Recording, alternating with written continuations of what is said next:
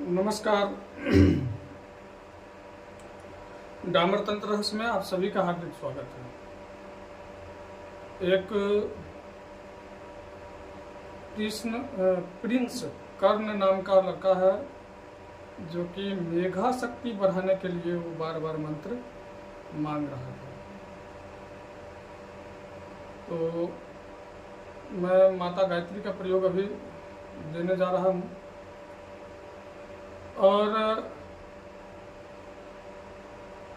एक YouTube पर current affair के नाम से आईडी है। उन्होंने कमेंट किया है कि बगला प्रतिंगिरा का हवन देने के लिए। तो भैया बहुत सारे इस पर हमने वीडियो पहले बना रखे हैं। आप बगला प्रतिंगिरा का जो भी वीडियो है आप जा कर के छान मारो, एक एक को जो है सो आप खुद ढूंढो। कम से कम मैंने 5-6 वीडियो दे रखे हैं उस पर और आपको मिल जाएगा। मैंने जैसे बगला प्रतिंगिरा में कवच में अगर 8 मंत्र हैं, 8 मंत्र में अलग अलग हवन सामग्री का प्रयोग जो है हमने बता रखा है। तो आप वहाँ चैनल पर देखोगे नहीं, सारे वीडियो देख डालो, उसको किसी न किसी में मिल जाएगा आपको। 4-5 वीडियो हमने डाल रखे हैं वहाँ। और आप कमेंट करते हो कि हवन सामग्री बताइए, हवन सामग्री बताइए। कोई ऐसा वीडियो जो है बगला प्रतिंगिरा का नहीं होगा जिसमें हमने हवन सामग्री नहीं बताया होगा। और एक में तो मैंने पूरे कवच का ही भी जो है 8 मंत्र का 8 हवन सामग्री अलग अलग बता रखा है। तो जब आप देखोगे तभी तो पता चलेगा। तो आप कृपा करके जाएं वहाँ और चैनल पर ढूंढें, वहाँ मिलेगा ही मिलेगा।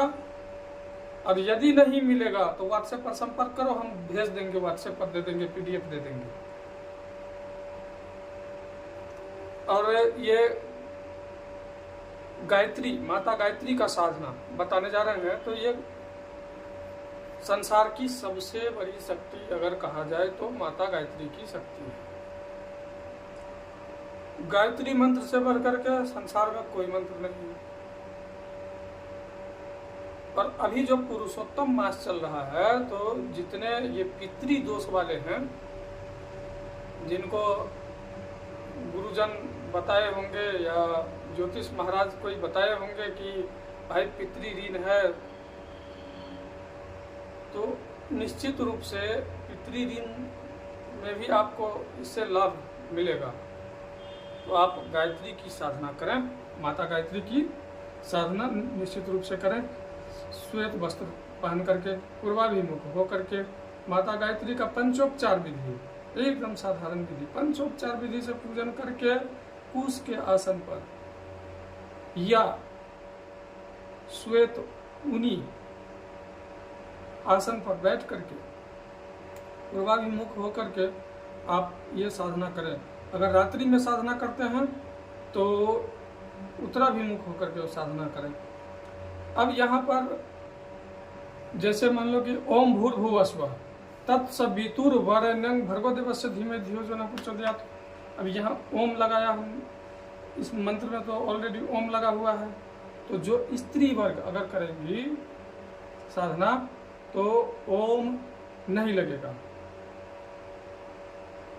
तो क्या भूर्भुवः स्वः तत्सवितुर्वरेण्यं, नहीं, ह्रीं ह्रीं लज्जा बीज का प्रयोग यहाँ पर करेंगे। ह्रीं भूर्भुवः स्वः तत्सवितुर्वरेण्यं भर्गो देवस्य धीमहि धियो यो नः प्रचोदयात्। लास्ट में ह्रीं लगा सकते हैं। ह्रीं माया बीज यानी कि माया बीज से संपुटित करके आप मंत्र का जाप कर सकते हैं। ये स्त्री वर्ग के लिए है। अब स्त्री वर्ग से एक चीज याद आया कि किसी की नुकसान के लिए बिल्कुल ये प्रयोग ना करें। क्योंकि देखो भाई, कर्म जो है ना,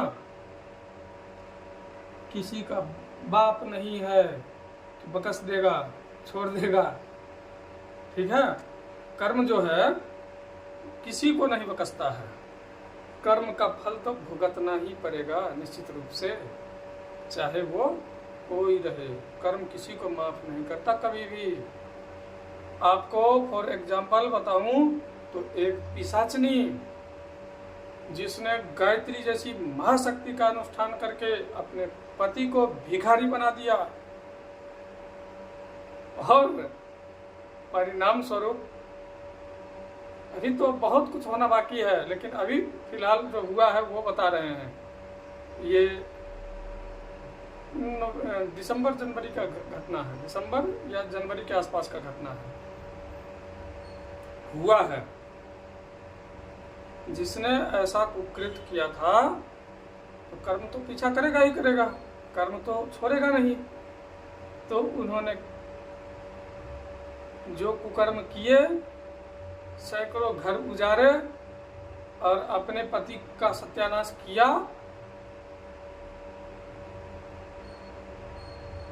टांग यानी पैर ऐसा चकनाचूर हुआ है कि रॉडे वगैरह सब नट बोल्ट टाइट हुआ है।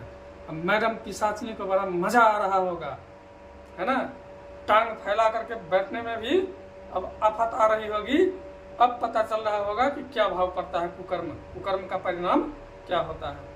तो कर्म जो है ना ऐसे ही फल भुगतवाता है, ऐसे ही। हम जो बार बार कहते हैं कि कर्म अपना सही रखो, किस लिए? जाने अनजाने में सबसे गलती होती है, सभी आत्माओं से क्षमा याचना कर लेना चाहिए, लेकिन ऐसा भयंकर गलती बिल्कुल नहीं होना चाहिए कि वो आत्मा सामने वाला बिल्कुल माफ ना करे। ऐसा भयंकर जो है गलती नहीं करना चाहिए मनुष्य को। मनुष्य में और फिर जानवर में क्या अंतर हो जाएगा? जानवर को तो धर्म से तो कोई लेना देना है नहीं। जिसका जो लक्षण है वो अपना काम करेगा, जिसको ऊपर वाले ने जो लक्षण दे करके भेज दिया वो तो अपना काम करेगा।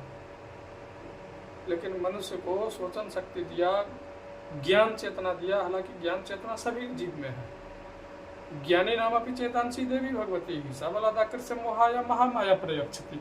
तो संपूर्ण ज्ञान चेतना को महामाया जो है ना अपने कब्जे में करके रखी हुई है। तो कर्म सही रखना चाहिए मनुष्य को। अब ये साधना जो है, अगर आप मान लो किसी पूर्वज को मोक्ष दिलाने के लिए या पितृ ऋण से छुटकारा पाने के लिए अगर कर रहे हो, तो जो विधि आपको शुरुआत में बताया उस विधि से, साधारण विधि से आप पूजा करें। हाँ, प्रतिमा हो या चित्र हो, फोटो हो, आप प्राण प्रतिष्ठा अवश्य कर लें। और न्यास वगैरह सब मैंने गायत्री साधना पर पहले भी वीडियो बना रखा है। अब वहाँ से आपको विस्तृत जानकारी मिलेगी, वहाँ पे जा करके आप वो भी वीडियो देख लें। और निश्चित रूप से अभी जो पुरुषोत्तम मास चल रहा है, इसमें पूर्वजों को, पितरों को निश्चित रूप से शांति मिलेगी। क्यों? क्योंकि ये जो है ना मास, ये निश्चित रूप से फल प्रदान करने वाला होता है। 100 गुना ज़्यादा फल प्रदान करने वाला ये महीना है, सर्वोत्तम महीना है। तो इसलिए इस सर्वोत्तम महीने का फायदा जो है निश्चित रूप से उठाया जाए। सभी साधक उठाएं।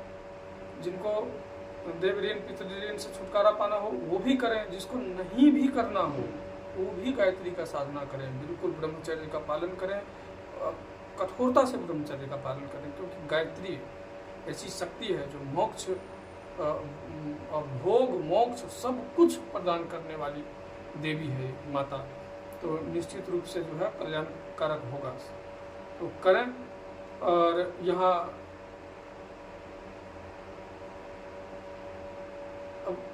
ओम लगा करके जाप करें। ऐसे जो पुरुष वर्ग हैं उनके लिए बता दे रहा हूँ कि ओम ह्रीं भूर्भुवस्वः तत्सवितुर्वरेण्यं भर्गो देवस्य धीमहि धियो यो नः प्रचोदयात् ह्रीं ओम। इस तरह से भी आप जाप कर सकते हैं। मेघा शक्ति बढ़ाने के लिए जो लड़का ने पूछा था, कहा था प्रिंस कर्ण, तो उसके लिए एंग, ओम एंग भूर्भुवस्वः तत्सवितुर्वरेण्यं भर्गो देवस्य धीमहि धियो यो नः प्रचोदयात् एंग ओम। इस तरह से जाप करें। 24,000 का अनुष्ठान निश्चित रूप से करें, कम से कम 24,000 का अनुष्ठान इसमें निश्चित रूप से होना चाहिए।